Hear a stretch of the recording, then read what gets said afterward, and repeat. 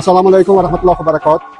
Bugun biz Indoneziya kompyuter universitetiga tashrif buyurdik.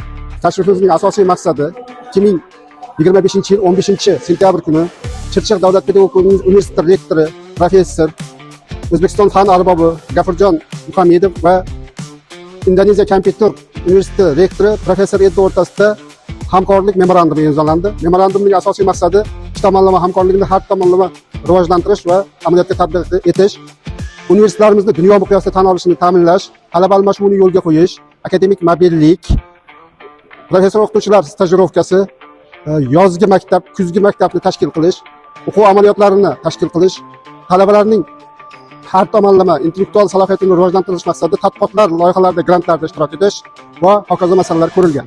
Biz bugun tashrif buyurganimizdan xursandmiz. Shu munosabat bilan men Unicomning 25 yillik yubileyi hamda yangi talabalarning qabul qilinishi hamda Unicom rektori professor Eddining Chirchiq davlat pedagogik universiteti faxriy professori, Sorbon universiteti faxriy professori, ijtimoiy fanlar va siyosiy fanlar instituti faxriy professori bo'lganligi bilan tabriklayman.